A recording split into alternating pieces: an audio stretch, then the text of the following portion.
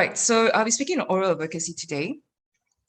And essentially, it would be me presenting for about an hour and a half, and then with a Q&A session at the end. So feel free to ask questions, I think through the chat box below. And I think Shibi will pick up the questions later. Or as I understand it from Yvonne earlier this morning, you can ask me questions as well during the Q&A session by unmuting yourself. So I'm very much looking forward to hear from you if you have any questions or issues. So here we go. Now, ladies and gentlemen, oral advocacy, as many of you know, would have the idea of advocates speaking in court. And essentially, as an advocate, you have a mission. And your mission is twofold, which is number one, to persuasively and memorably articulate your strongest arguments. And number two, your mission is to address the particular areas of the court's concern. Now, these two missions will be paramount for you to establish your case and for you to hopefully win your case. Okay, so while I'm not the most senior counsel or an expert in this area, I hope whatever I've gathered from legal practice and from coaching itself would be able to help you to become a better advocate. Okay, so how do you become a better advocate? So I propose to do that by going through three points today. The first one would be the basics of court appearance. The second would be presenting your case. And the third would be engaging with the judges. Okay. So I'll now move to the first point, which is basics of court appearance. It is very important for you to have the right appearance when you appear before a court or a judge. You must present a neat and tidy appearance. So what do I mean by that? Would be looking from head to toe, okay, for physical hearings. And now in a virtual setting, you may not be neat and tidy from head to toe because you may not be wearing shoes if you're from home, but at least whatever that is shown on camera must be neat and tidy. So your hair, for example, must be kept out of your eyes. Your hair cannot be covering your eyes. You know, there's no special fashion going on. Your hair must not disturb or distract you from giving submissions. So let's say if you have longer hair like me, for court, for example, I would normally tie my hair up or I put it in a bun. And if I have a like a fringe or bangs or some flyaways, I'll have to clip them or put some gel or whatever hair product to remove them from my face. Because if I were to give submissions and my hair covers my face, I'll be constantly doing this and touching my face, and that's actually very distracting. And also, studies have shown that when you touch your hair, it could be interpreted as something else. So it could be interpreted as flirting, for example. It could be interpreted as you're being nervous, and you certainly don't want to give off those vibes or those kind of impression to the judges in court. So be mindful of that. The other thing about appearance is that for people who wear makeup, please make sure that your makeup is professional looking and natural looking. So, all the colored eyeliners and fancy eyeshadow colors or purple lipsticks, black lipsticks would not be suitable for court appearance. So it's best to keep everything to neutral brown shades. And then if you're wearing lipstick, for example, there are certain acceptable ranges from nude shades to reddish shades, but nothing on the purple, green, blue, or black side. Okay, you normally keep it very conservative. Of course, makeup is open to everyone, so even the men, feel free to put on makeup if that gives you the confidence. But if you don't think it's necessary, then don't. Do whatever that is comfortable for you. But when you do it, make sure that it gives a neat, tidy, and professional appearance. The other thing is we may have certain accessories that we put on. So earrings, for example, please do not use the dangly ones, the big ones that dangle as you speak.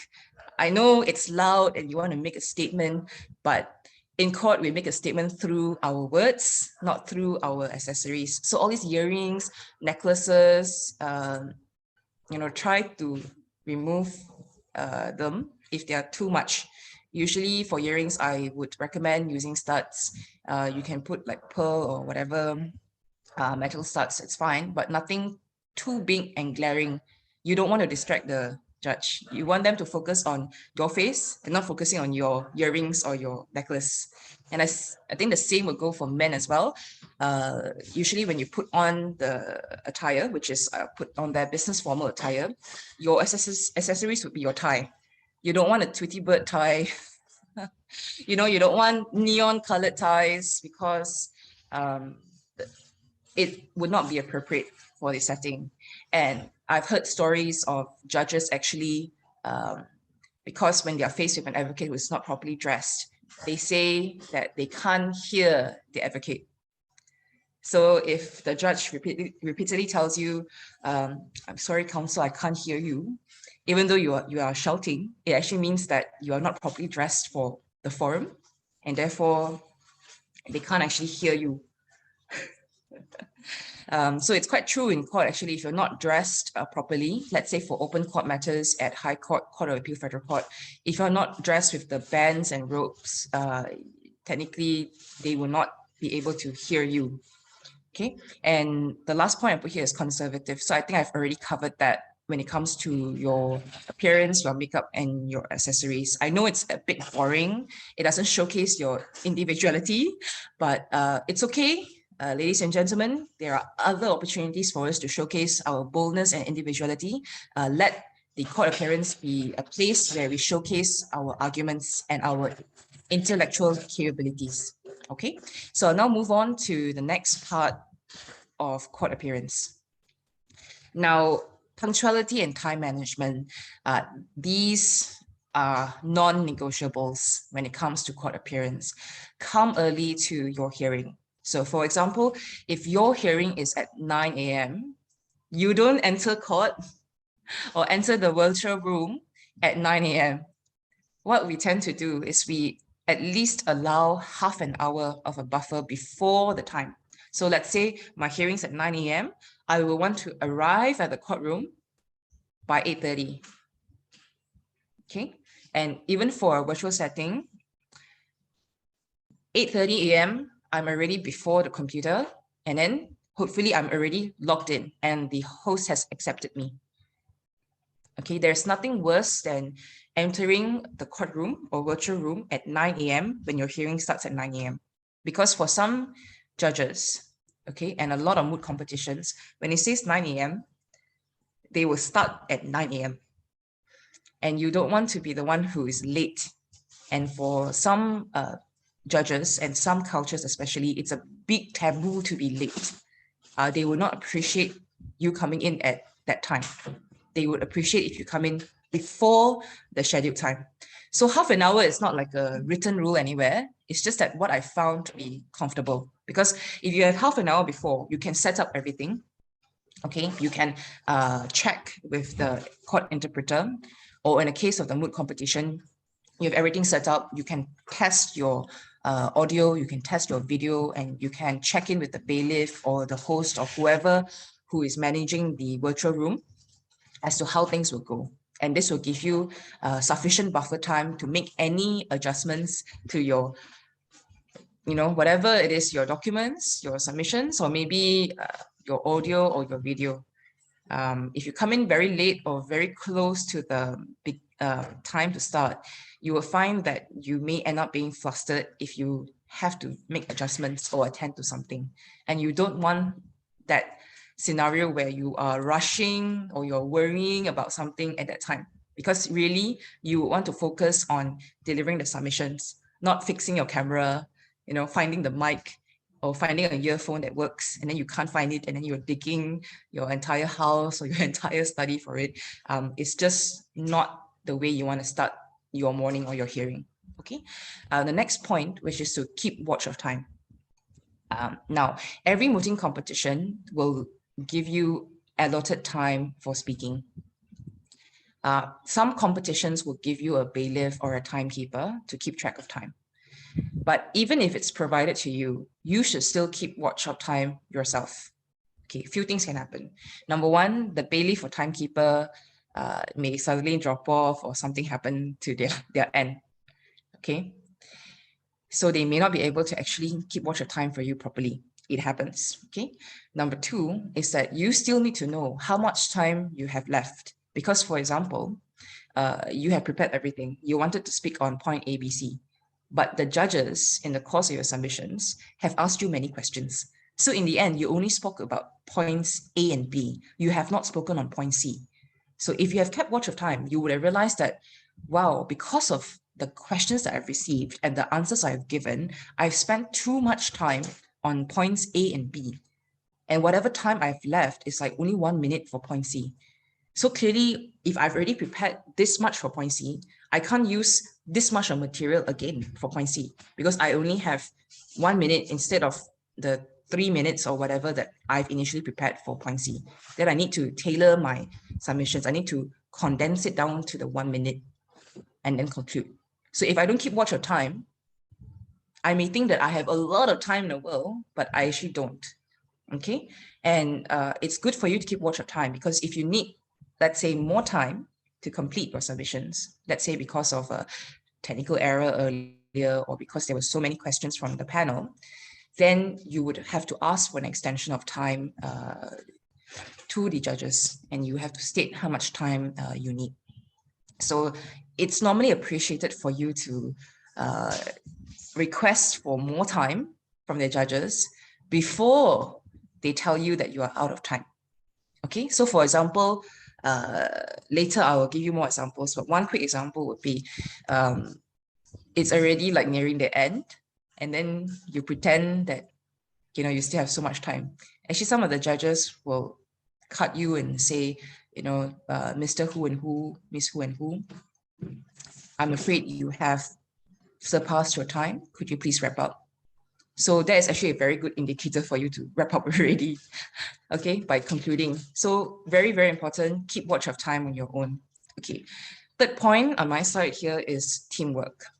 So if you have a team, okay, I understand for this competition it's just you, but let's say for other competitions or other settings, you have a team, more than one person. The other team member, please help to prompt your co-counsel about how much time. So usually what I see in mooting competitions that were held physically, co-counsel would give like a note that says 3 minutes left, 2 minutes left, 1 minute left to co-counsel. And they often do it very discreetly and slowly so that, co-counsel can see how much time they have left. And I think this is a very good way of showcasing teamwork to the judges. And you help each other out this way. I think in a virtual setting, what you can do is that if you have a WhatsApp group or whatever chat group, you can prompt them or have a direct chat with your team member, prompt them. Now, if you don't have a team member, then clearly it's on you. So make sure that you keep watch of time on your own. Okay. Now, the third element for court appearance would be courtroom etiquette. So if it's a physical hearing, you would have to stand when the judges enter. Okay, usually what happens is they will say something like court bangun, and then everybody will stand up. The judge will come in, and then the judge will bow to you, and then you bow to the judges. And then you wait for the judge or the judges to sit down. After they have sat down, then only you sit down. Okay, that's the normal procedure. Now for virtual hearings, clearly when the judge enter the virtual room, you don't stand up lah, because if you stand up, then they will only see your torso. That's not what they want to see. They want to see your face and the top of your shoulders. So you don't need to stand. And I also noticed that we don't really bow anymore in virtual hearings. So just make sure that your video is already switched on and you're looking at the webcam and you're looking at the screen. When they come in, you don't want to be looking at somewhere else, like this, staring up into the heavens. You don't want to do that because it will give off a very bad impression that you are not ready to see the court. So it's a bit different from physical hearings, but the idea is the same. You need to watch the judges, see what they're doing, and just follow the flow of proceedings. Because if they may ask you questions, and if you are distracted and you've failed to pick up on that, it will not be very nice. Okay, it will be very impolite. Number two is to address the judges correctly. So depending on which level of court that you're appearing, or which level of moot court that you're appearing, the way you address the judges will be very different. So for example, in the Malaysian courts, we normally call the judge Yang Arif at High Court, Court of Appeal at Federal Court level. At Sessions Court, it's Tuan Hakim or Puan Hakim. Okay. So for the English version, usually for High Court, Court of Appeal, and Federal Court, we will say something like my lord, my lady, or the plural form would be my lords, my ladies. Okay, so when you address them this way, they will feel acknowledged. Now, the worst thing is that when you have a female judge and you address the female judge as my lord, I don't think it will all go very well. Even if it's before a mixed member panel, if you do not address the lady as my lady and you just say my lords, and it would be very rude. It's like you are blatantly ignoring the female judge. So make sure you address them correctly. And we don't use forms of address like Your Honor or Your Excellency in Malaysia. That would be for different jurisdictions. So you have to be very careful about which jurisdiction are you appearing in, which kind of court. So your form of address will be different. Okay. Also, on a quick note, if you are appearing in an arbitration, you don't call your arbitrator my lord or my lady. It's often just Mr. Arbitrator or Madam Arbitrator. For sole arbitrators. If it's a panel of arbitrators, let's say more than one, so often 3 or 5, then the chair, you will call them as Mr. President or Mr. Chairman, or if it's a lady, Madam President, and members of the tribunal. So that's how you address them. So just be very mindful of the forum you're in. Okay. Next point is you need to introduce your side and the opponent. Now, this is very expected of Malaysian courts, especially if you are the plaintiff or the appellant. You are the one who will start speaking first. You will initiate by greeting the court and introducing yourself, and then you introduce your opponent. Okay. Often, as a junior, you would have to find out the name of your opponent. So before the hearing starts, right, before the 9 a.m., when you're already there, you have to ask the other side, who would be appearing for your client? Take down the names of lead counsel, junior counsel, and how many other junior counsels there are. Take down all their names and give it to lead counsel. Lead counsel, or the one who speaks, will be the one introducing your side and the other side. Okay. Next element would be respect. Okay, this is very important. And it's not just respect to the judges, but also respect to your opponents and also to the court staff, the bailiff, or the host of a courtroom or a virtual room. It's very important to treat everyone with respect.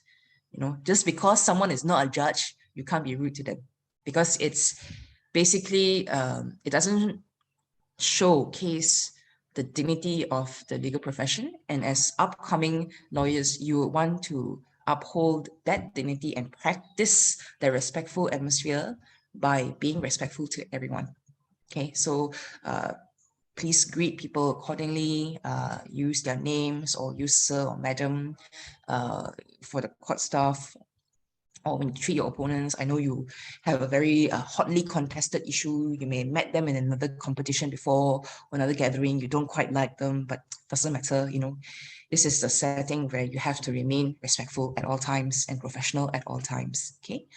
Next point would be formal language. You know how sometimes we speak with friends, we go like, "Yep, buddy, what's up?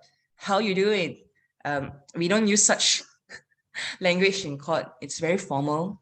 Of course, we try to make it conversational by not being robots, but you still need to be very mindful. So instead of saying, "Yup," or yeah. We say things like yes. Instead of nope or nah, we say things like no, or that is not the case. That's an example. I'll go on later about what kinds of language or phrases you can use when you are addressing the judges in the course of submissions or answering their queries. That will be dealt with in the later part of my presentation today. Okay, the last point on the slide here is to mute your microphone when you are not speaking. I think for every virtual meeting and virtual webinar that you've been on, you will notice the same house rule, which is to mute your microphone when you're not speaking. We don't want any interference from you or your background or someone else from your end disrupting the hearing. It would be very rude and also actually very embarrassing for you, you know. So when you're not speaking, just mute your microphone. And when you are about to speak, unmute your microphone. I think for some hearings and, the judges will expect you to switch on your video. So even if you are not speaking, they will expect you to switch on your video because they want to see you. For some courts, they don't expect you to switch on your video when you're not speaking. So you have to check. But essentially, from what I see, it's best to switch on your video, especially when you are lead counsel, you're the one speaking, you have to switch on your video. So as soon as they come in, like I mentioned earlier, you are already switched on and you're already ready. You are not like adjusting your tie or adjusting your blazer or your hair. You are already ready. No more adjustments. Okay. So essentially, that's the basics of court appearance. So I'll now move on to the next part, the second part, which is presenting your case. So when you present your case, you always begin with an introduction. And I've laid down 5 elements to your introduction, which is to address the court, give your name and your co-counsel's name. Third would be who you represent, whether it's the plaintiff or defendant, appellant or respondent. You need to know who you're representing. Okay. If it's more than one plaintiff or more than one appellant, then you need to state which of the appellants are you representing. Okay. Often in moot competitions, you may have, let's say, one appellant, 2 respondents. Okay, so make sure if you're representing the 2 respondents, don't forget to use the plural form and don't forget to include the names of your clients if you're representing them and you're stating them. Okay, it's not very good when you leave out the other party. Some judges can be very picky, they will pick that up immediately. And then 4th point here on the slide is responsibility. I think for this competition, it's just you speaking, so you don't have to state who is doing which issue. But for other competitions where there are often 4 issues, it's expected for counsel number 1 to deal with 2 issues and counsel number 2 to deal with the 3rd and 4th issue. So often in those kind of competitions, as the first speaker, you need to tell the judges that you're only dealing with issues 1 and 2, and your co-counsel will be dealing with issues 3 and 4. Okay, and then 5th, time. For some competitions, it would be they will give you X amount of time. So that X amount of time will include oral submissions and rebuttal. So you need to tell the judges how much time you will take for the submissions, how much time your co-counsel will take, and how much time you take for rebuttal. So you will notice that what I've told earlier in terms of court appearance is a bit different now. You'll be like, hey, how come it's a bit different? Yeah, it's a bit different because it's a moot competition. So there are certain expected things to say in your introduction when you're addressing the moot court. In real life, in real court, I don't tell the court how much time I will take for my submissions itself. I would have already told the court that in the case management. Usually in the Court of Appeal and Federal Court, the registrars will ask you, how much time will you take for submissions? Oftentimes it can be as short as 30 minutes to even 2 to 3 hours. So it's normally said before. And you know how I mentioned coming to court early or logging into the virtual room before the 9 a.m. During the 8:30 to 9 a.m., we'll be dealing with all these administrative matters. That's often when we also tell them that, oh, I'm going to give submissions about an hour. And then they will inform the judges accordingly. That's normally how we do it in real life. But in moot courts, normally that's what we say to the judges during the introduction. So I'll give you an example of that here. Okay, so you can see here, I've left certain blanks. So this is what you can see. May it please this honorable court, my name is Tan Hui Wen, and along with my co-counsel, let's say Shiba, I appear on behalf of the plaintiff or the appellant. I will be addressing the court on issues 1 and 2 on contractual liability, and I will be speaking on these matters for 10 minutes. My co-counsel will be addressing the court on tortious liability issues, and she will be speaking for 10 minutes. We respectfully reserve 5 minutes for rebuttal. Okay, this is an example of what you say when you introduce yourself. So of course, if you have no teammate, then you of course remove the co-counsel line. All right. Now, the next thing you do after introducing yourself and your side is to give an opening statement. Now, this opening statement is a clear and persuasive statement explaining the essence of your case or your case theory. Okay. And whenever possible, it has to be slanted in favor of your version of the case, because obviously you're there to advocate for your client and for that case theory. So you can say something such as, we are here before this honorable court today because the respondent has failed to fulfill its contractual obligations. Yet the respondent is advancing a counterclaim, which is of no merits. It could be something simple like that. Okay, or it could be a bit more ladled with content from the issues and arguments of your case. Remember, your opening statement has to be short and sweet. It has to pack a punch. So don't spend too much time on your opening statement. Don't rehash your entire argument here, because it's just like a teaser of why your case theory is here. You will then, after the opening statement, move on to the roadmap. This is when you provide the court with the overall stance of your side. What is your position on this issue? And you outline to the court what are your supporting arguments for that particular issue.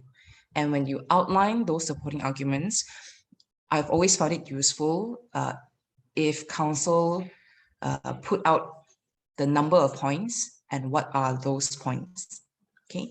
And for each of those points, do your best to have one sentence to summarize your point.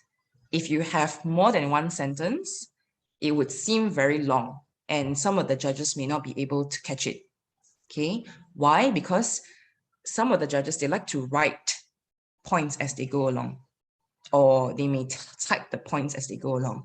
So when you provide the roadmap to them, they will take down what your roadmap is, and they will use that as a guide to understand your entire submissions. So it's like when you do, last time back in school, you do rangka, kerangan, things like that, structure, right? The main points, that's what they will write down and they will follow through that. And when you have a very good roadmap, they will be able to see what are the points that you will provide later on. And hopefully they won't ask you too many questions about the other points. They will wait for you to cover point A, point B first, then only go to point C, for example. Then only they will start asking about point C. Often if you don't give the roadmap, they don't know where you're going. Then they will start asking questions which they think is the most important to resolve this issue. So if you give them this roadmap, they will be assured in a way that you'll be covering all those sub-issues and all those points later in your submissions. So an example here is what I've set out. You just put in which side and what issue and what are your key arguments. So it'll be something like, the appellant makes two arguments on the issue of contractual liability. First, there was no valid contract between the appellant and respondent. Second, even if there was a valid contract, the contract was then made void because of, vitiated because of whatever reason. Or even if there was a contract, there should not be any liability for damages because damages could not be established in the facts, something like that, okay? If you put out these arguments, of course, it can be a bit more detailed depending on your facts. If you put things out this way, it'll be very easy for the judges to follow.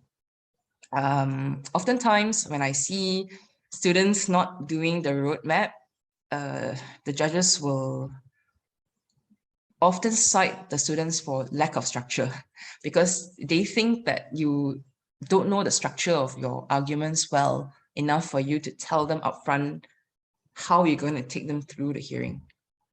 Okay. And then when they get frustrated, one indication would be they will ask you things like, so counsel, what exactly are you talking about? What is your argument today? They will ask you questions like that. And usually when you get questions like that, it's an indicator that you have not provided a clear enough roadmap or a structure for them to follow.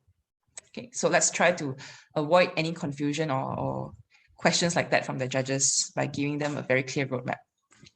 Okay, number 4 is to offer them brief facts. This is often the appellant or the plaintiff's job. You can say something simple as, would this honorable court require a summary of the facts?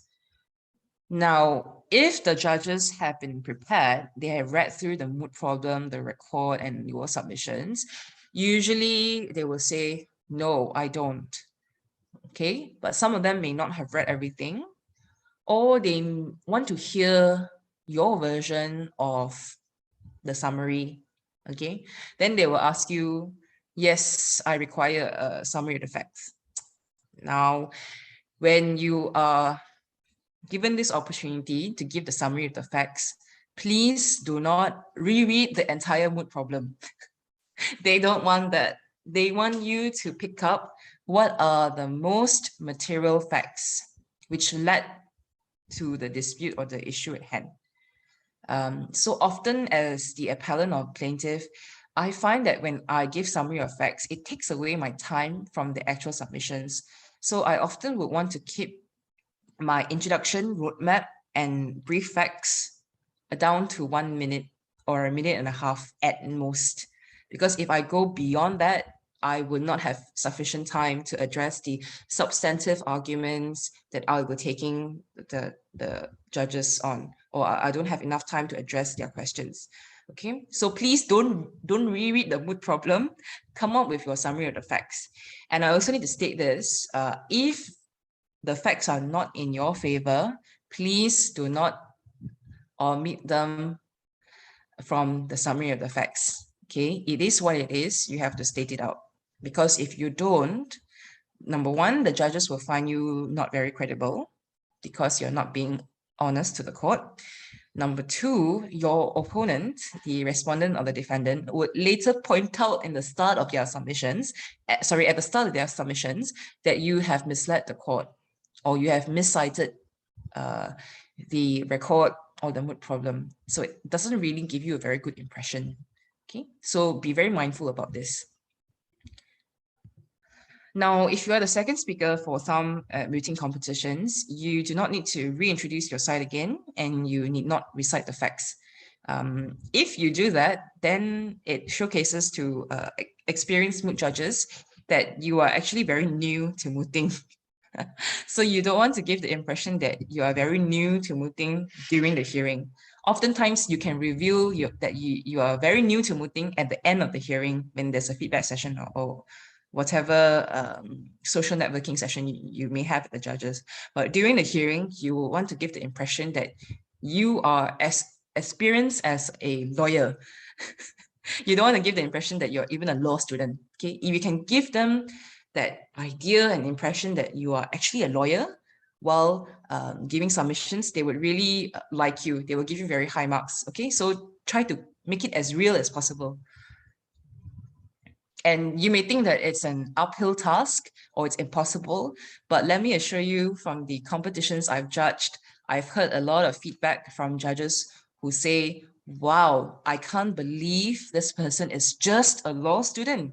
This person sounds like an actual lawyer in court. I've heard that many times, and I can tell that that person has prepared really hard, worked really hard to get to that stage where they are able to present arguments confidently and to address the court's questions confidently. And hopefully later, when you see a lot of the tips that I'll share, you'll be able to do the same as well. Okay, now after the introduction, you have gone through all the preliminaries, we come to the heart of the matter, which is your submissions itself. Now, these are some of the important points for you to take note as you prepare for your oral submissions. Number one is to use signposts. What is a signpost? Okay, an example would be things like the first argument I'm making, the second argument I'm making is, the third argument I'm making is, da da da da da. Another example of a signpost would be after you finish introducing yourself, then you say, now, my lord, my ladies, I shall now turn to the first argument on the first issue on contractual liability. Now, when you say words such as, I will now move on, the judges will be like, okay, this is a sign, okay, that this counsel is going to move from this part to another part of their submissions or to the heart of the submissions. Then their ears will be like all alert, listening to you. So you would want that to happen. If you don't use signposts, some of them might be a bit lost when you jump in straight away. They don't know that, oh, your roadmap has ended. Another kind of signpost that you can use would be when you finish the first point and you go on to the second, you will say, that concludes the arguments on the first issue. I will now move on to arguments on the second issue of tortious liability. And then you go on. Okay? Or it can be any kind of issue. So when you say things like that, they will know, okay, you have now moved on to the second part of your submissions. And if you remember that roadmap that you have, that's when some judges will go, check, check, check. Okay, this has been completed. We're now moving to this. And it really helps them to follow you throughout. Now, the second point is to structure your arguments. One structure that we are often very familiar with as law students would be the ILAC structure, which is issue, law or authorities, and then A would be the application of the law to the facts, and C, conclusion.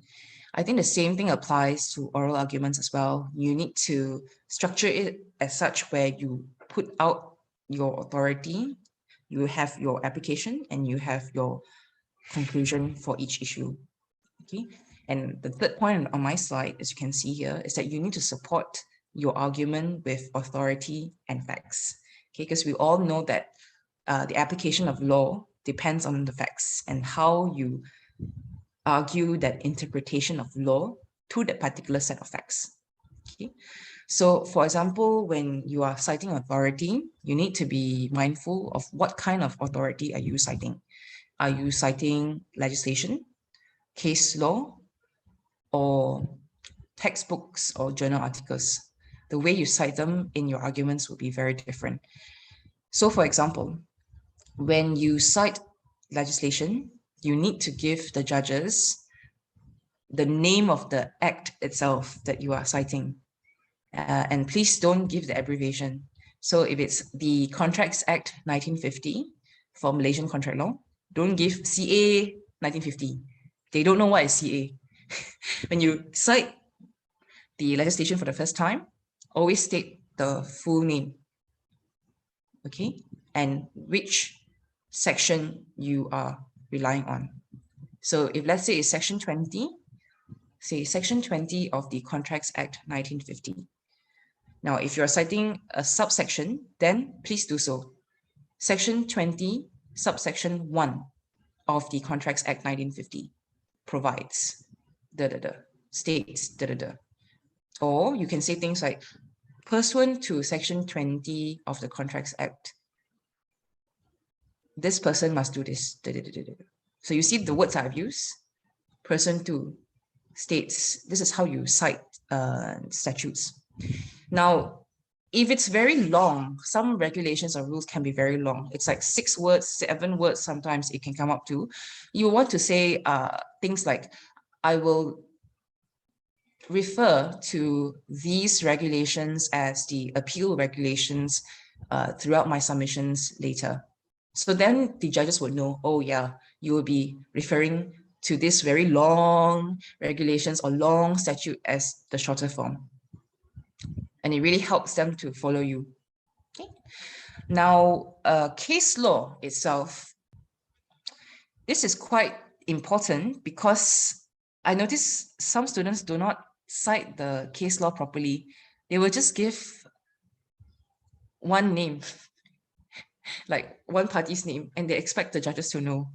Okay, it really depends on how your moot competition is structured. For some competitions, you have to put in memorials, and your memorials may be given to these judges beforehand. So when you cite in those cases, you need not read out you just give the parties' names, and you need not read out the MLJ citation or the CLJ citation. You can just give the party's name alone. So an example would be like in the case of Nasri, in the English Court of Appeal case of X and Y, which was decided in this year, the court held that ... You don't actually have to say things like MLJ, CLJ, or ER. You don't have to, because I find that all these would take up too much time. And it's not like the judges would look at the cases as you go. Okay, now let's say if you have to put in a bundle of authorities for your moot competition. That's when you say, like in the English Court of Appeal case of X and Y of 1995, this thing happened. Or you can say, I will not rely on this case law authority of X and Y, which is found at the appellant's bundle of authorities, tab 50. You could say something like that. So that indicates that, you know, you are referring to an authority which you have already filed or which is important. Okay. The other thing I find is sometimes when you cite the authorities, some students, sometimes they only read the head notes. Okay, they don't read the actual case. So sometimes the head notes will give you the complete picture, but sometimes they don't. Sometimes the head notes are actually just paraphrases from the judgment itself. So when you quote from these cases, please do not quote from the head notes. Okay, the head notes are prepared by lawyers or legal editors at legal publishers.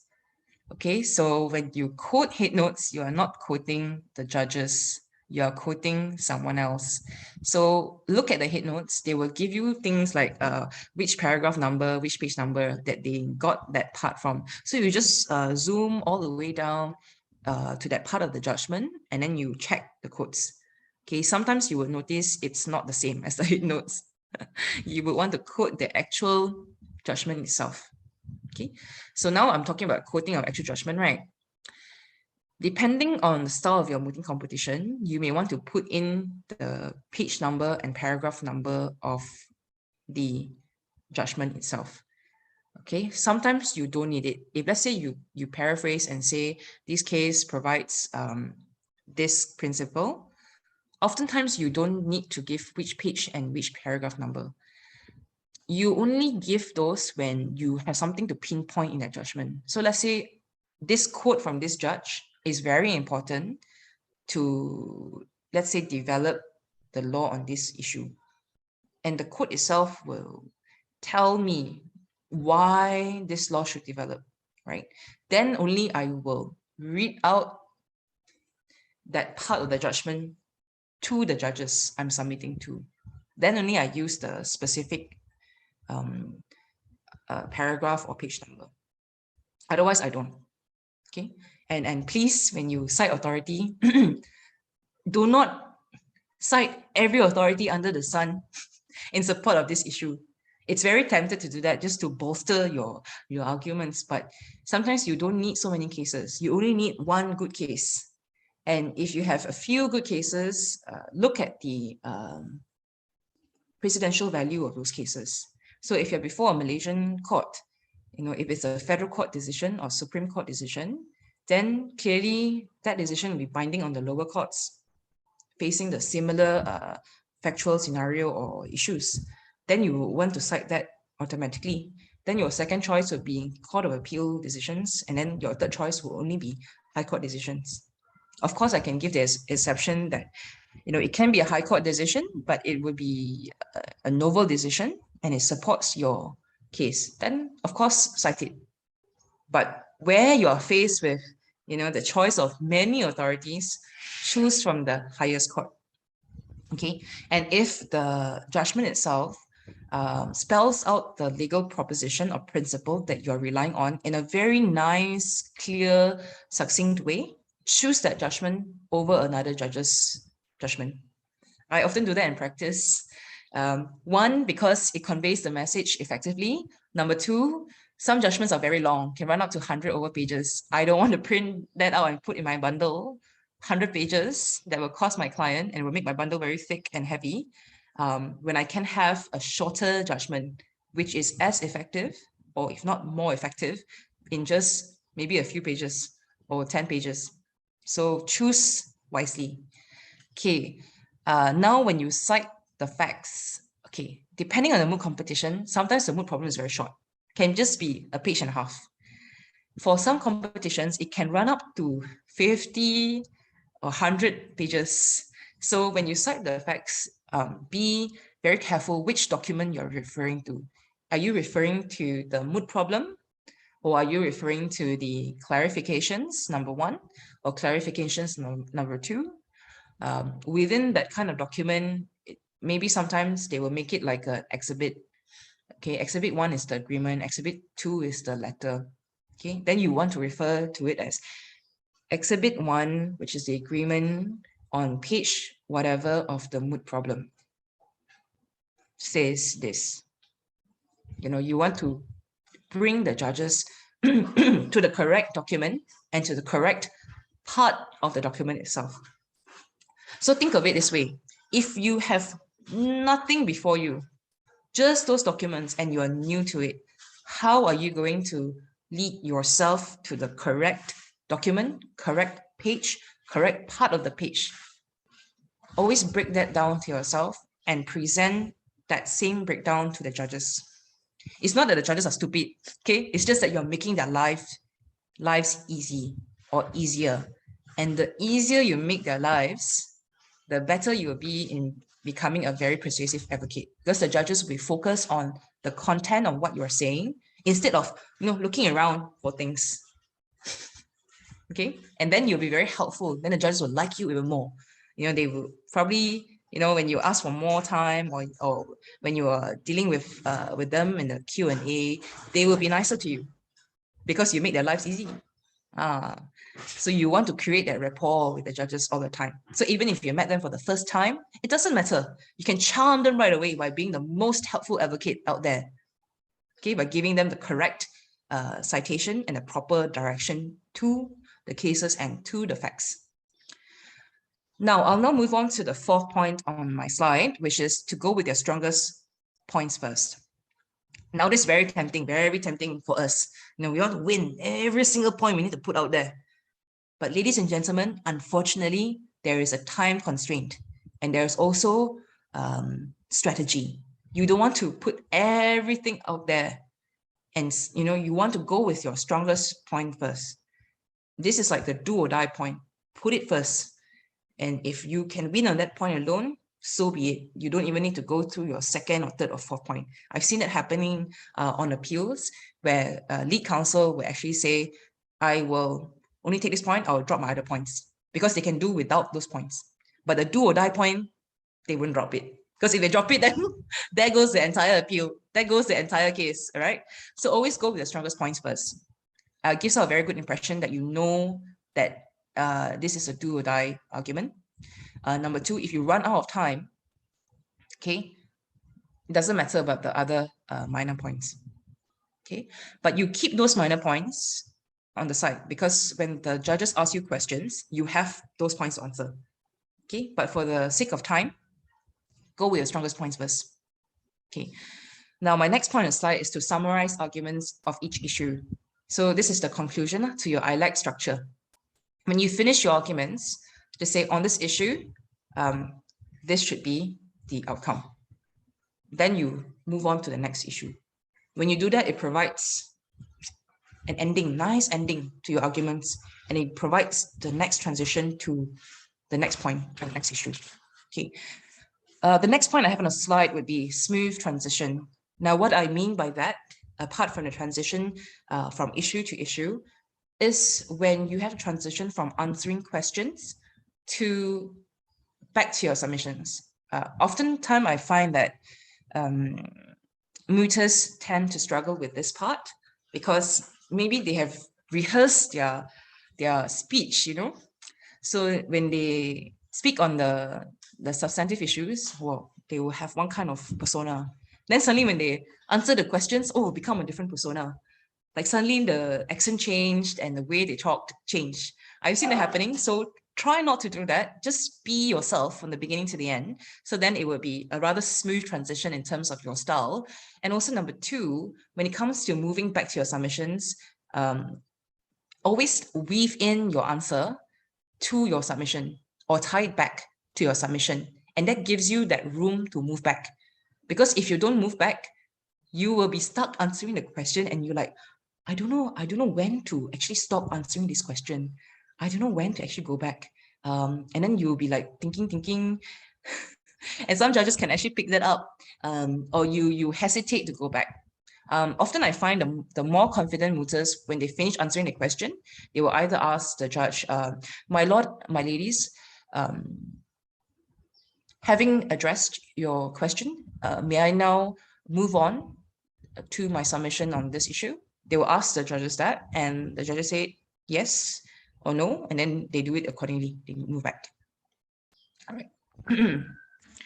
Now, after going through the substantive, you will go to your conclusion. This is when you summarize the arguments that you have put forward. So let's say you spoke on two issues, summarize your arguments for those two issues. And the second point on the slide, you would see, state specifically your desired result. Okay, if you are the appellant, of course you would want your appeal to be allowed, right? So you need to state that, to say that I humbly pray, in light of the above arguments, that this court allows this appeal with cause. And if you're the respondent, clearly you don't want the appeal to be allowed, you want it to be dismissed, right? So state that you would want the appeal to be dismissed. You need to know this because sometimes the judges will ask you, so counsel, what do you want at the end of the day? What does your client want? They will ask you, and you must be able to answer, what exactly does your client want? Appeal allowed, appeal dismissed, or what is the finding that you would want the court or the tribunal to find? You need to know this. And you can't be uncertain about this, because if you are uncertain or showcase any uncertainty, it only gives the signal that you are not prepared for the hearing. You don't actually know your case that well after all.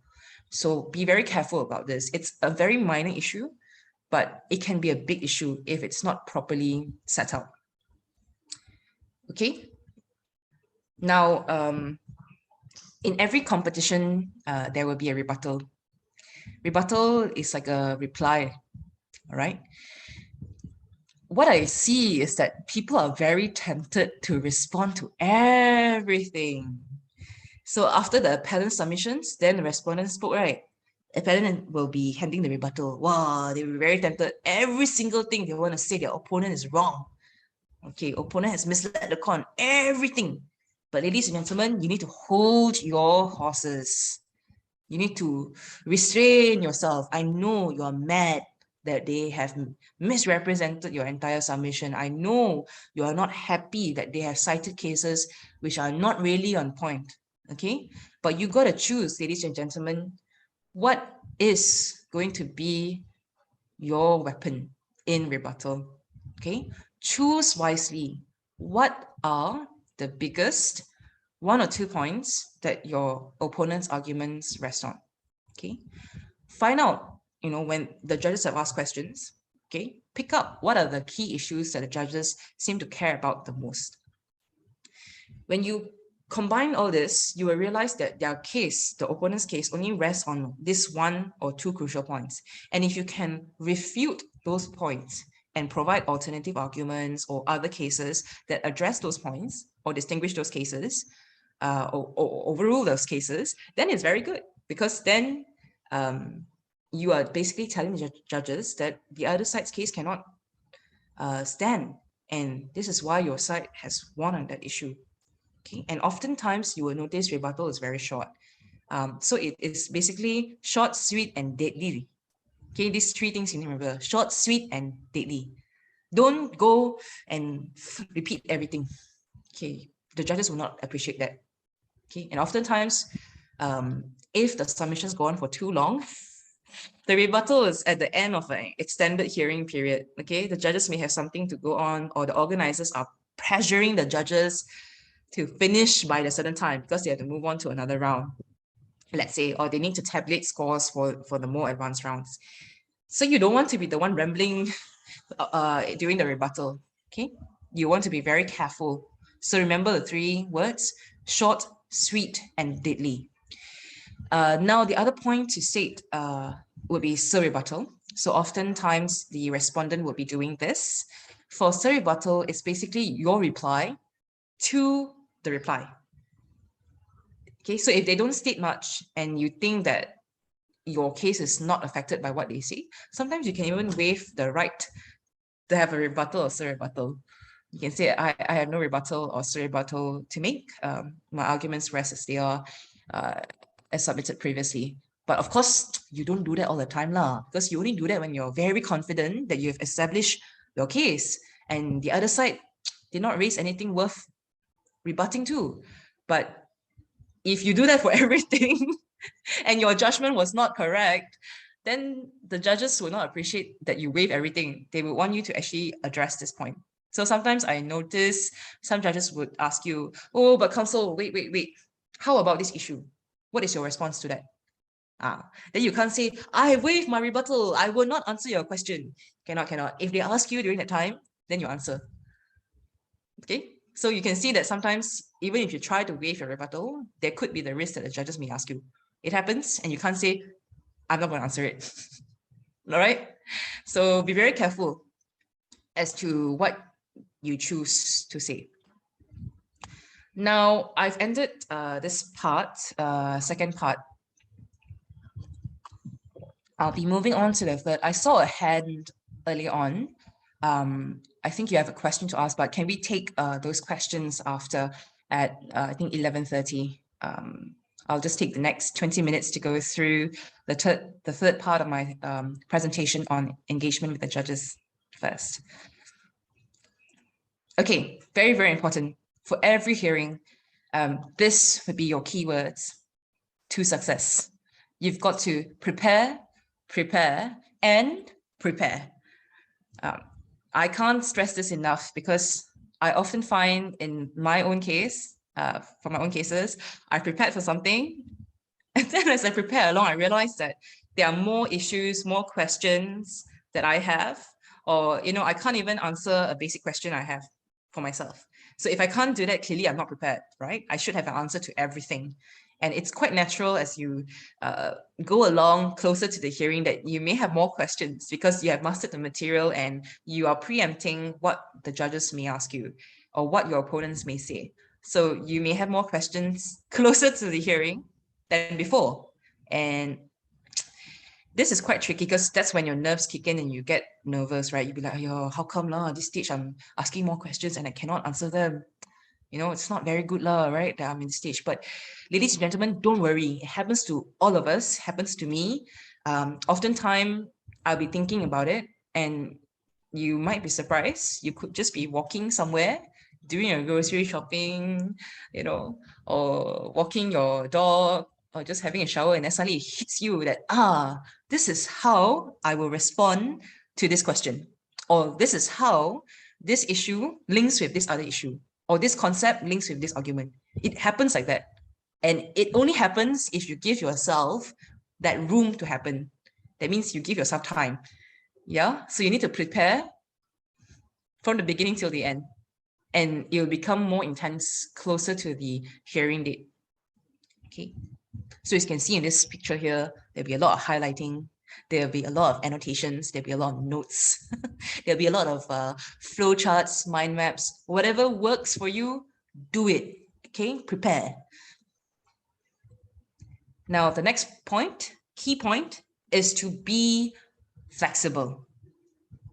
All right, as you can see in this picture here, there will be waves, there will be undercurrents.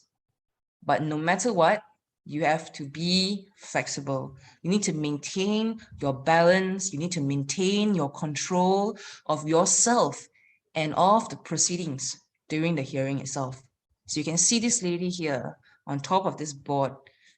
She is having a very elegant, controlled pose. So that is what you need to get yourself to, is to be flexible and be in control. So what I mean by that, okay, an example. Let's say you have already set out and prepared very hard. Oh, points A, B, and C. That is how I'm going to go through my submission. That is my flow. But then you go in there and then judges say, counsel, I don't need to hear your point A. I think it's quite simple. I think more or less I will find that there is a valid contract. Can you then go on to why this party should not be granted any damages? And you can't tell the judges when that happens that, oh, but my lord, my lady, I have prepared on point A. I'm going to speak on point A. Okay, you can't stop me. I have to speak on point A first. You know, ladies and gentlemen, you can't do that. If they tell you skip point A, you skip point A, and you say something like, very well, my lord, my lady, I take note that point A is resolved. I will then move on to point B of my submissions, which is this. Do that. Okay, that could be one example. Another example is when you're prepared for points ABC. Okay, point A, they left you alone. They never asked you any questions, so you're safe lah. Right, you go on point A, whoa, very nice, all your ILEC structure. Point B, wow, before you can even finish your issue, they started asking you questions, because that's where the heart of the matter lies, right? They start asking question. Now, you may be very tempted to stick to your script and say, I don't have an answer to that question, because you want to hold on to your script. But ladies and gentlemen, please resist that temptation to hold on to your script. Release yourself, okay? And just tell yourself, oh, it's okay. If they have questions for me for point B, I will take their questions. And indirectly, when I'm answering their questions, I'm actually giving my submissions, because my points are already there. My cases are already there. It's just that I'm presenting it differently in the form of an answer, instead of me just speaking my own. So it's actually a very good opportunity for you to engage with the judges. And I found that a lot of mooters who do that very well tend to be the ones who get very high scores and tend to be the best speakers for a competition. So they can just throw their submissions out, or their structured script, they just throw it out and then they'll just answer questions. And when you do that, it's very natural. The judges would like that. It's like, oh, wow, we are having a very engaging, exciting discussion on these issues, on these points, or on these cases. Wow, I love it. I'm so enlightened that I'm going to, rule in your favor. You want them to think this way. Or they'll be like, wow, this student is so prepared. He or she is not looking at the script, not looking at anything, just looking at me, telling me why this case is applicable, why the other case is not applicable, why I should find in their favor and not on for the other side. They will love it. So ladies and gentlemen, embrace any unforeseen circumstances that way. It's always an opportunity for you to shine, for you to showcase what you are made of. Don't take it as, oh no, this will ruin me. This is going to kill me. Now, ladies and gentlemen, having such a mindset will only draw you back. So have an open, flexible mindset to things, and I can assure you it will get better and it will be good. It will be fine and well at the end of the day. Now, some tips on how you can engage well with the bench, because Oftentimes, this is a point of worry for many students, is how do I deal with the judges? Okay, number one, very simple, maintain eye contact. I know they're scary. Okay, some of them are very intimidating. Can be a current judge, can be a retired judge, can be a very senior lawyer, or someone with just very piercing eyes. But no matter what, you still need to maintain eye contact, because then you're actually giving them the attention and they'll be able to give their attention to you. So when you give eye contact in person, don't just stare at their eyes the whole time. Can get a bit uncomfortable and rude. You can see the triangle there, right? Just imagine there's a triangle here. As you can see my face. So this is 1 point, 1 point, and a forehead, another point. So you alternate lah, these 3 points. And then if there's more than one judge, you alternate between the judges lah. Don't just look at one person the whole time. The other people may feel left out. So remember to alternate and give them equal amount of eye contact. And especially if they're asking you the questions when you're answering, please look at them and then alternate your eye contact as well with the other judges if there are more than one. Okay. Now for virtual hearing, it's a bit different. Of course, for eye contact, you don't stare at them. They will come out in a little box on your screen. You go stare at them the whole time. You're not giving them eye contact, because for them, on their side, to them, you are just looking at the screen. So for you to give eye contact to them, you look at the web camera. So you imagine yourself as a TV anchor or journalist doing a broadcast or a YouTuber. You talk to the camera. So you imagine the camera is a person with eyes and you basically just talk to the camera.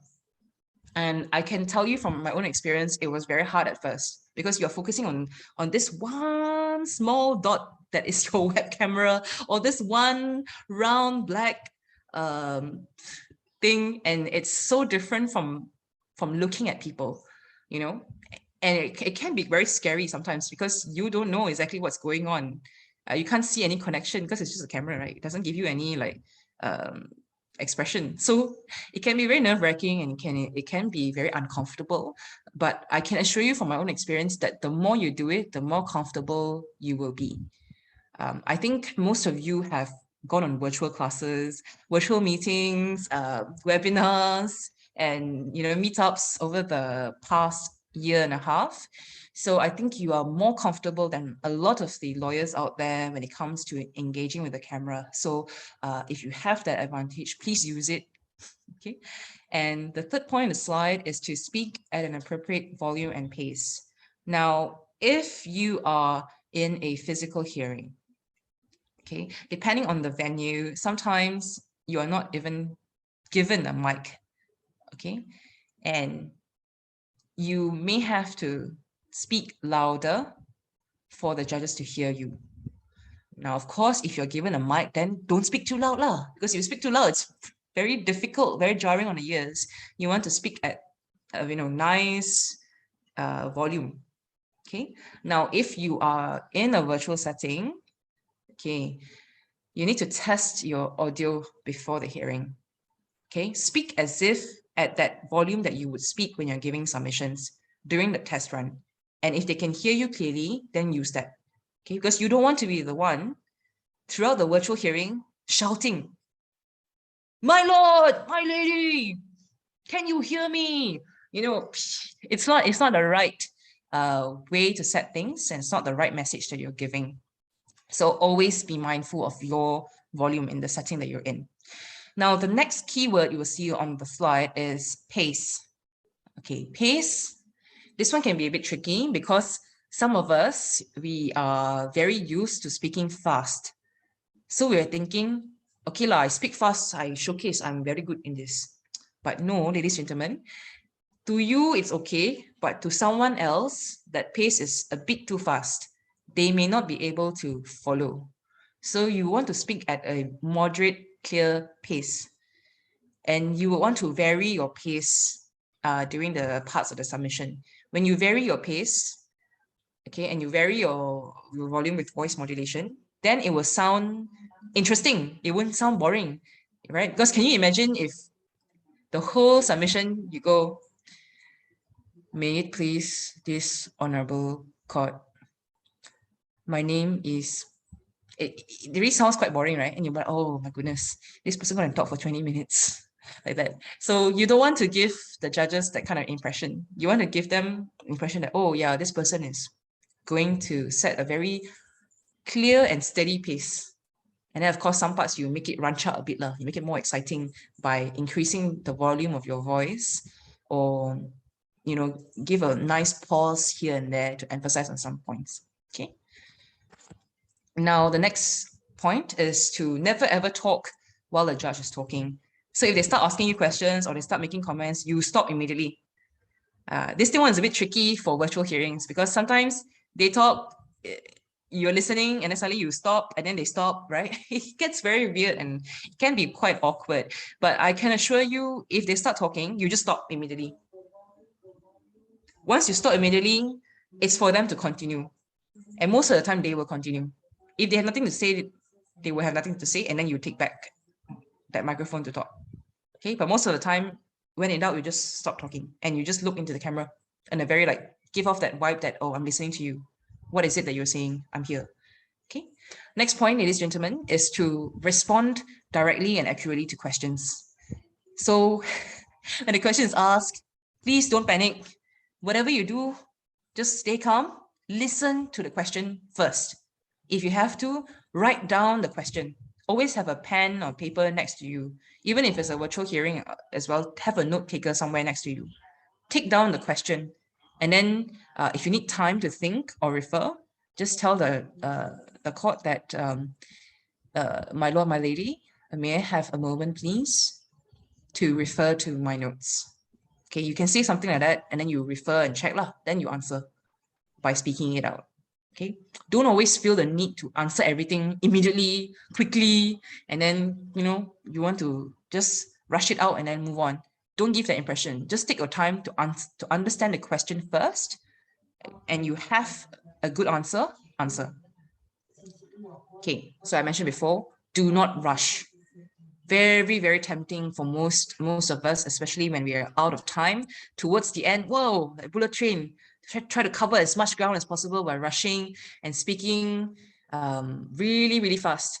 But at the end of the day, it doesn't help you because the tribunal doesn't understand what you're saying, or they may have missed out on some key points. And it doesn't give out a very good impression from beginning to the end.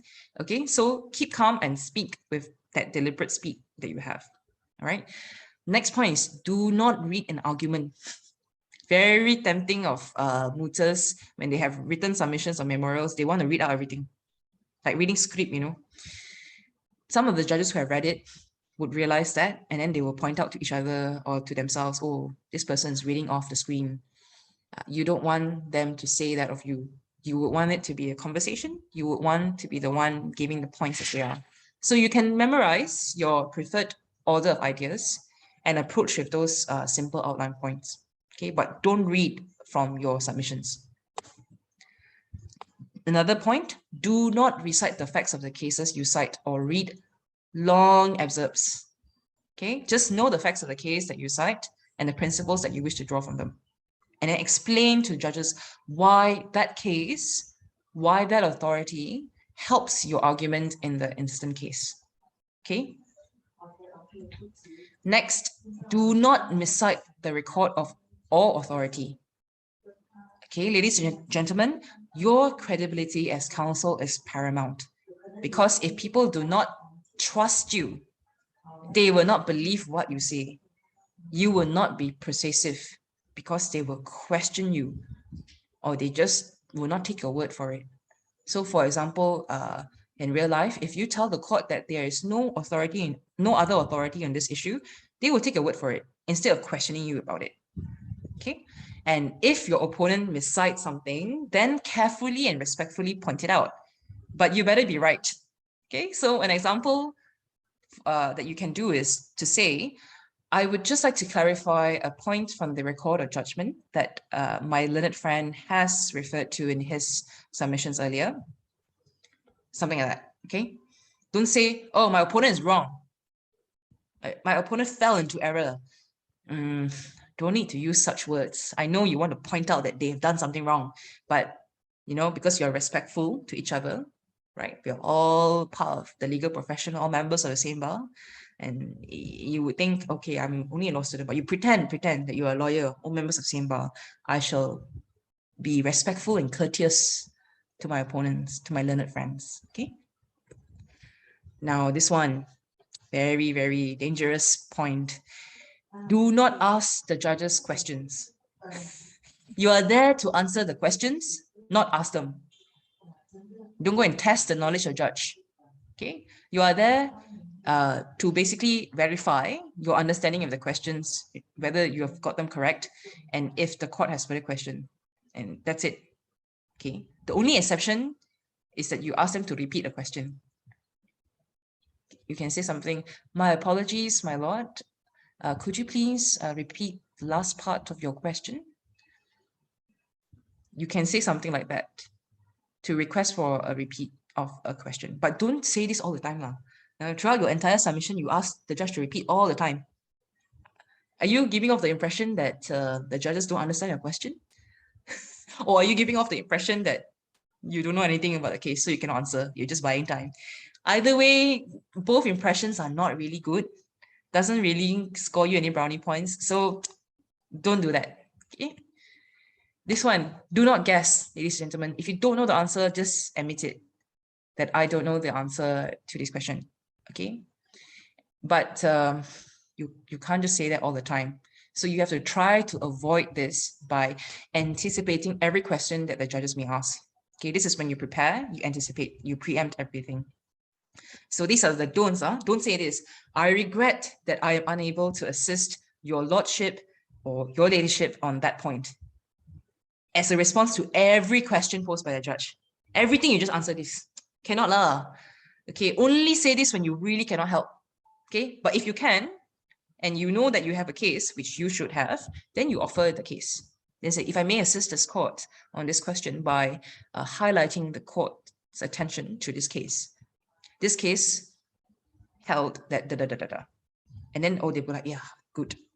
Now, the next thing that you would not want to say would be, you are wrong, my lord, or something to that effect.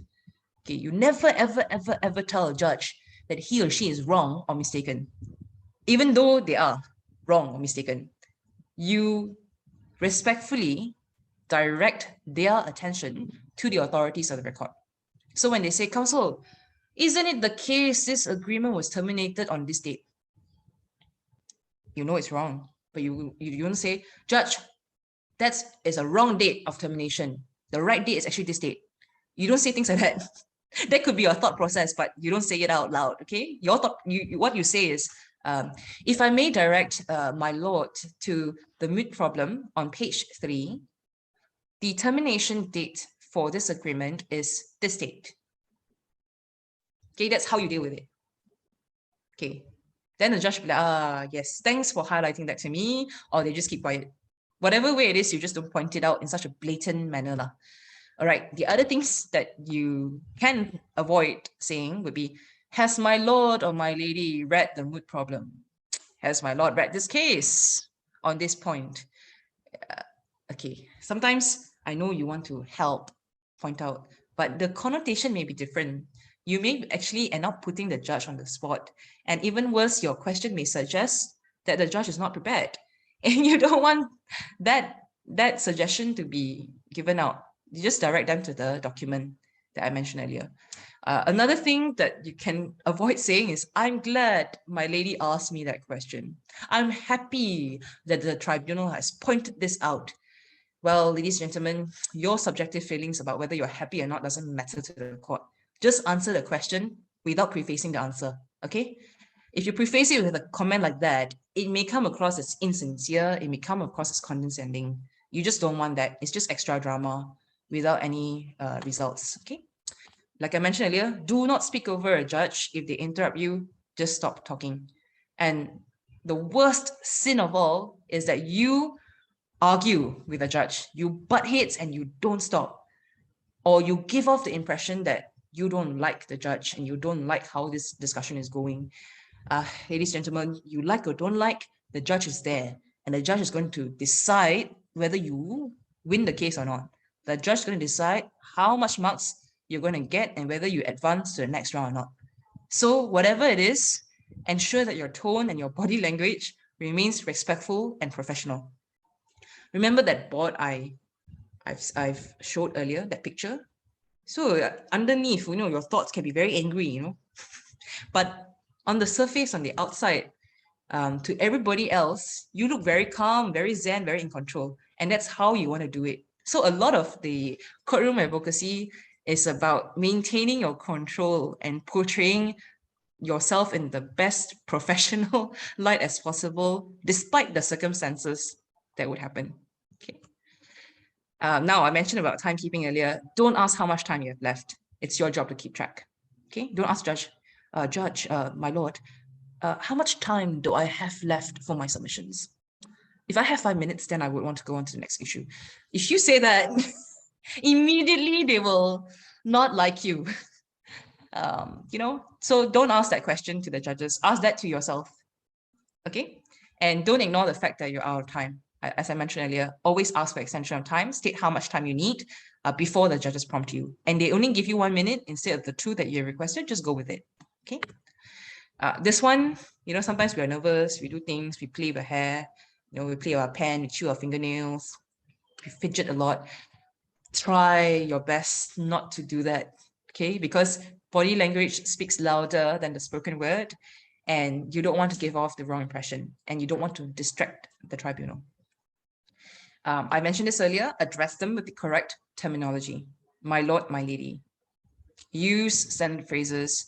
That is so, my lord. I am guided, my lord. For example, when they say, well, but counsel, I disagree with you on this point. There is this case on this and this and this and this. KL, this case is bad against you. So you just say, I am guided, my lord. That this is indeed the position that was laid out in this case. And then you move on now to the other point. And then if you direct them to the record and you want to check whether they are with you, you can say things like, my lord's with me. And then if they say yes, then you move on quoting that part of the judgment or that part of the moot problem, or you move on to your submissions.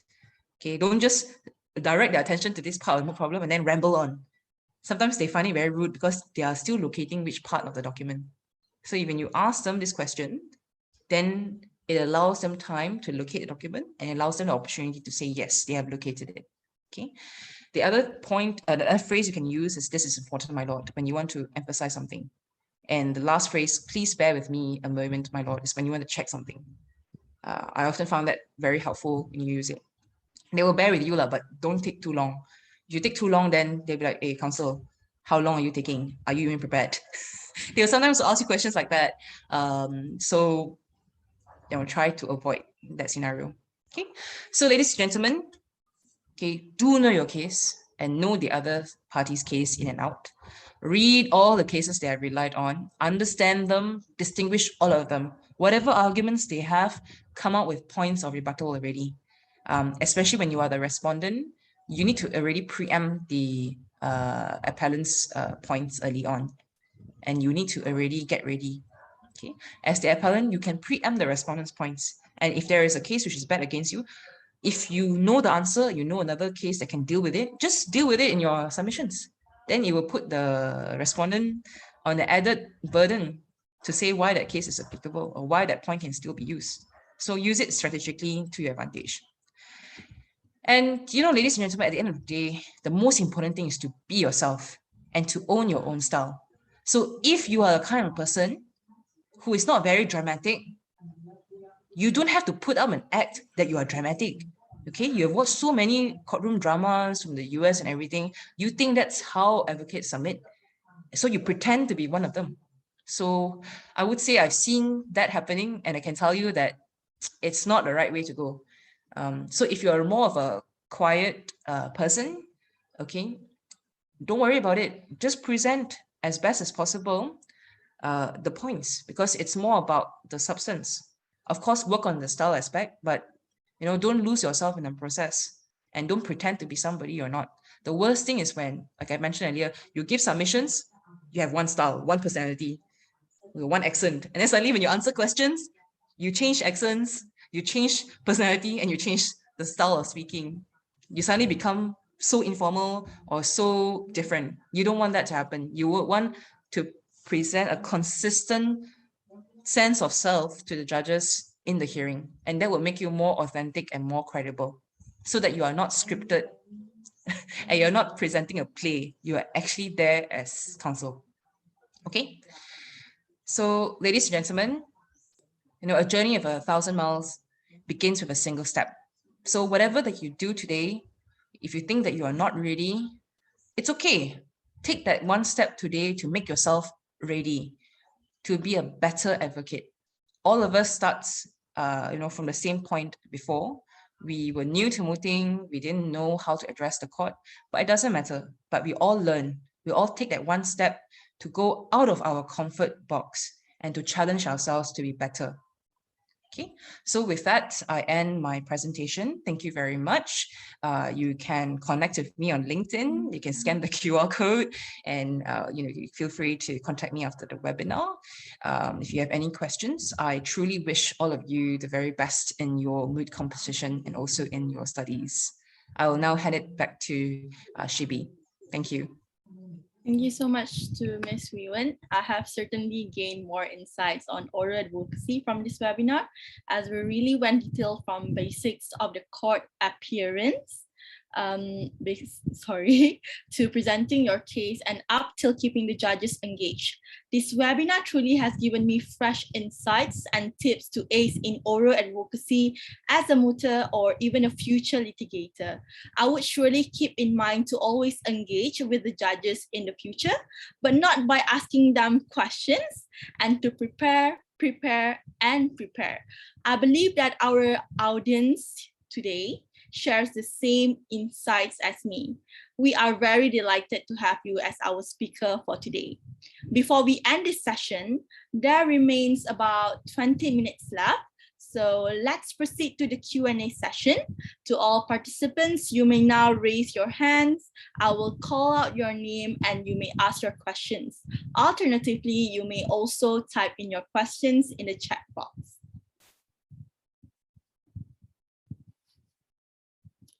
Dearest participants, do you have any questions to be asked to Ms. Hui Wen?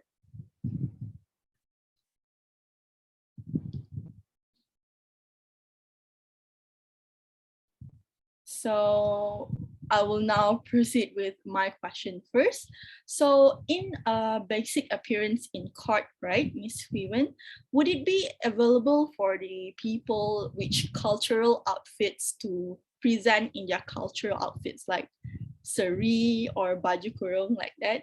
Is it available to do that? I think for us in Malaysia, I've not seen anyone wearing a sari to court, but I've seen people wearing baju kurung to court. Then you will see federal counsel from AGC wearing that. Nothing wrong, but your baju kurung has to be in conservative, somber colors. So often I will see counsel wearing baju kurung would be black and white baju kurung, and it would not be the ones with the fancy beads and lace everywhere. No, it's usually very conservative baju kurung. For the gentlemen, I don't really see them wearing cultural outfits, and I don't really see baju Melayu even on Fridays or batik. Normally it's the blazer and just business attire lah. Thank you, Ms. Hui Wen. So what about like in court or even in mooting competitions? Are there any like specific tones we have to use just to emphasize ourselves as a lawyer or even a mooter? Tones as in color tones or voice tones? Like voice tones. So sorry. Yeah, I think the most important thing is that you need to set your mindset that you are a lawyer in court. So you cannot give off the impression that you are a student talking to your teacher, that kind of thing. You can give off that vibe that the court is far more superior than you, the judges are smarter than you. You can always give off that vibe that you really respect them, but you don't want to appear to be a student. You need to give off the impression that you are actually a lawyer in court. And I know it's not easy, because I'm also thinking, how do I be an actual lawyer in court and present that? But often I find if you master the basics of court appearance well, like you address the judges well, correctly, introduce yourself, you use the phrases, and you basically conduct yourself professionally, you give off the correct vibes, and the voice tone as well. Like, I can just tell you the way I talk now when I'm presenting is a bit different from the way I talk to my family members or my friends. So I do vary a little bit, but more or less, I don't want to run too far away from myself, because at the end of the day, it's still me who's presenting, and I still want to retain that part of me. So if let's say you have an accent, doesn't matter. It really doesn't, because I've had students before whom I've coached whose English is not their first language, and they worry that their accent from their first language would paint a bad picture of themselves. I don't really agree with that viewpoint, because I think it only showcases that you are awesome because you have mastered more than one language beyond your mother tongue or your first language, and you are doing your best in your second or third or fourth language, and there you are presenting your case in your second or third or fourth language, which you are not the most fluent or most native at. So it doesn't matter. The only thing is, of course, in my experience coaching students from different countries or different communities, their accent can be very thick, and sometimes the way they pronounce certain words, it would not be very clear. So if you have this kind of issues, don't feel too sad for yourself, because you are actually very aware of yourself. You're actually taking that step of identifying, what are the issues that you need to work on. You just practice on how to enunciate those words properly. So like Google, you can play, right, the sound of the words. So you just play how those words are read or spoken, and then you follow that. It can be very tiring. It can be quite demoralizing, because some people, it's like, oh, very normal for them. They don't have to spend time working on this kind of words, and you are at that level. But remember, ladies and gentlemen, you are there, speaking your second, third, or fourth language, and you're presenting on a case with legal arguments and facts which you are not born with. So embrace that and do it. Doesn't matter. And I can tell you, for a lot of international mooting competitions, people come from all over the world. The way they speak English is so different, and it doesn't matter. I think at the end of the day, if you present your arguments clearly and you are sincere in helping the court, I'm sure the court will appreciate your assistance, and they will grant you that necessary respect, and grant you those marks that you so badly need to move on. Yeah. All right, thank you, Miss Hui Wen. That answers my question really well. So I'll move on to the question that I heard first in our chat box. We follow the sequence. So Miss Amira Natasha asks, Miss, when citing case law, is it necessary to mention a brief facts of the case law? Concerning the judge may not know the facts of the case, do we need to mention briefly, as it may take our time for submission? It depends on how important that case is.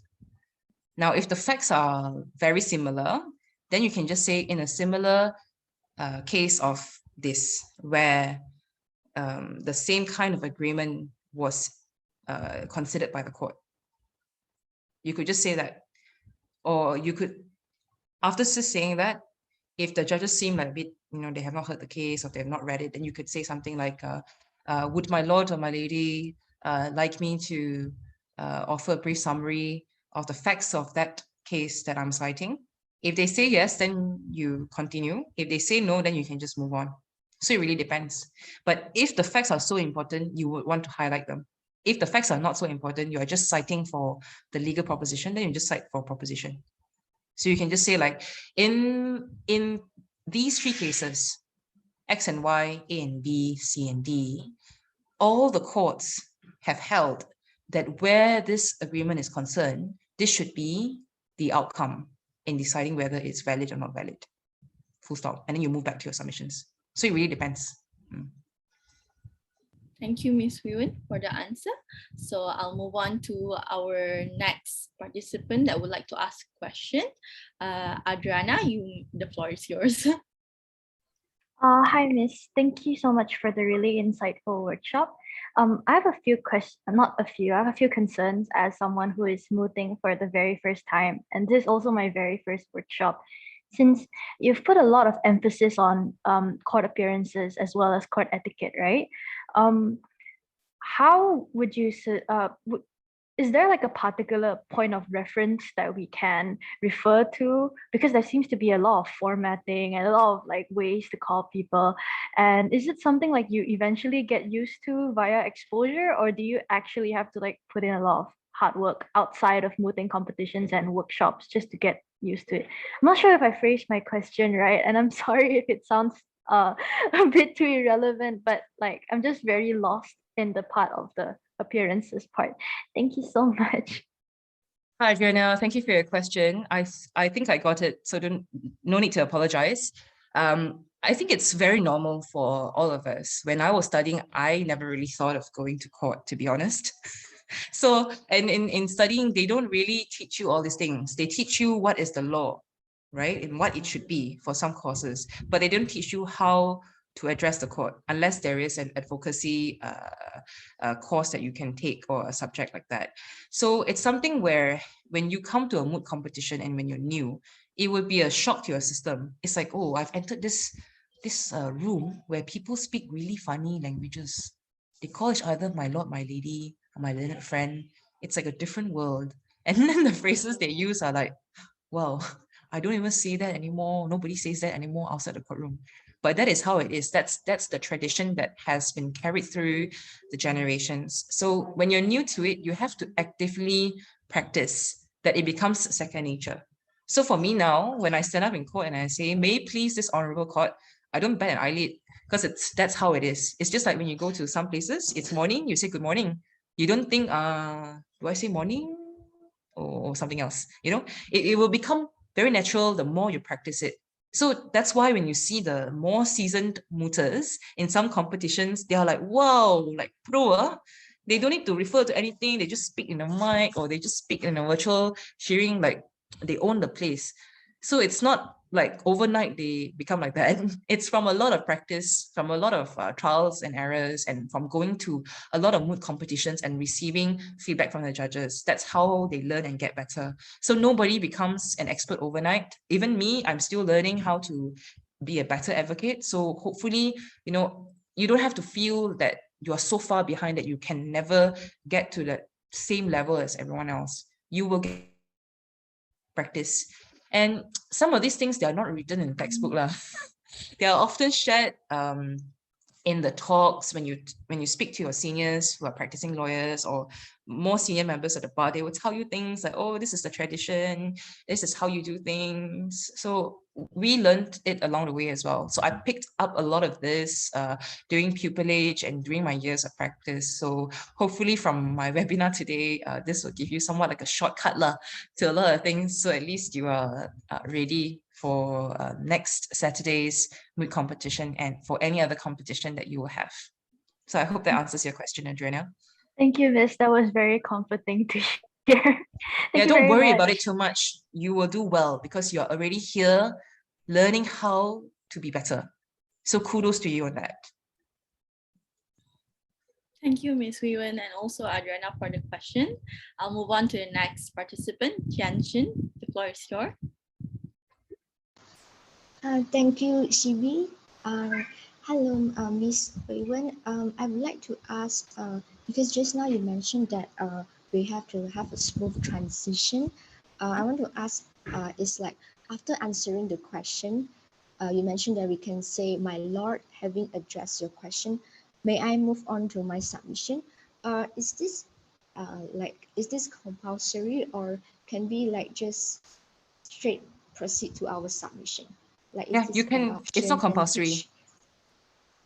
Okay. Sorry, Tianjin. It's not compulsory. You can just move on to your submissions after answering, and then they all seem satisfied. They nod their heads, and then you can say, "My lord, my lady," or "My lord / my lady. I shall now move back to my submissions from this point." You can do that. Okay. Thank you for the answer. Welcome. Right. Thank you, Ms. Hui, and also Tianjin for the question. I'll move on to the next question from the chat box from Amira Natasha again. She asked, when citing a judgment or textbook, instead of mentioning all over again the wording we refer to, can we just direct the judge to the page?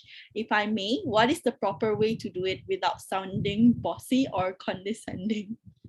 Oh, you can say things like, my lord, my lady, on this point, may I direct the court's attention to this case, please. This case can be found at this bundle at tab X. And at tab X, on this particular page, there lies the legal proposition that will help my lord and my lady resolve this issue. You can say something like that. I see. Perfect. Thank you, Ms. Hui, for the answer. I'd like to pass the floor to the next participant. Muhammad is Daniel. The floor is yours. Hello, Miss Hui Wen. So, my name is Daniel. So I have a question for you.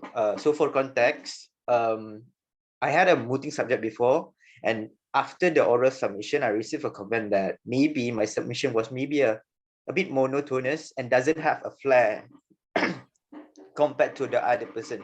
So my question to you is, how do I have this flair, and maybe can I be a bit humorous or witty or maybe poetic during my submission, or I just have to be a black and white, straight to the point only during the submission? So that's my question. Thank you. Hi, Daniel. I think from the way you phrase your question, I can tell that you certainly do have personality and flair. Maybe you were being very conservative in your submissions, that you may not have showcased that side of you to the judges. It's actually a very tricky issue. How do you be yourself, showcase your personality or a bit of a flair, and yet still be conservative and within the rules and everything? You know, some of us like to make jokes, and you know, that's how maybe we charm other people, by being funny or witty. And then suddenly we are like, how do I charm them if I'm not allowed to be too funny or too casual in court? I totally get what you mean. I think one way is to smile at the judges. Do not do this when things are serious and you smile. One way is that while you're waiting for the hearing to start, you can always, you know, present a very pleasant outlook instead of showing a certain kind of facial expression, which gives you a more negative impression. You can do that.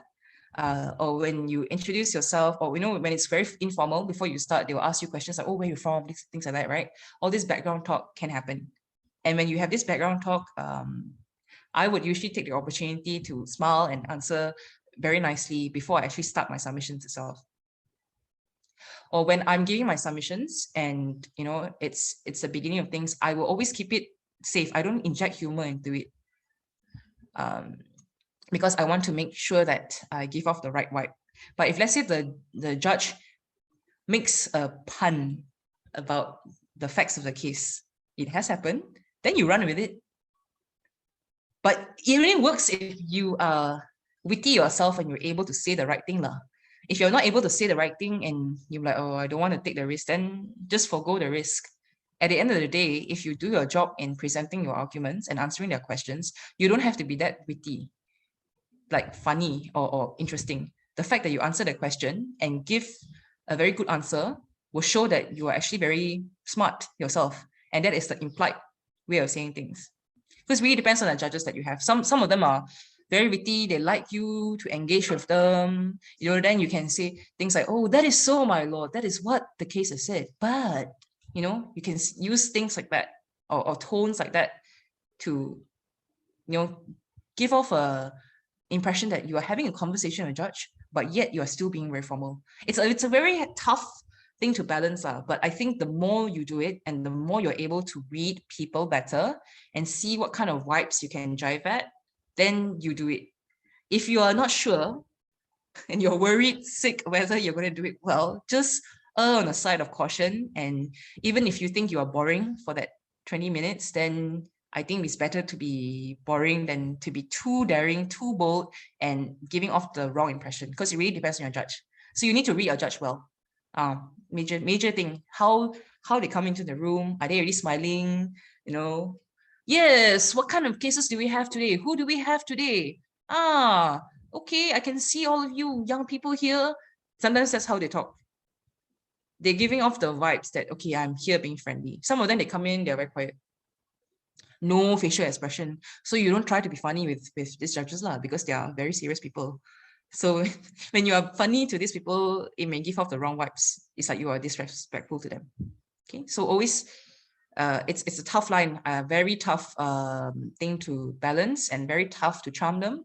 But Daniel, I believe if you be more relaxed and don't be too stiff, I think it would help things. And if you have the opportunity to smile at the right time, usually at the beginning and the greeting, or at the ending of things, then it's much better.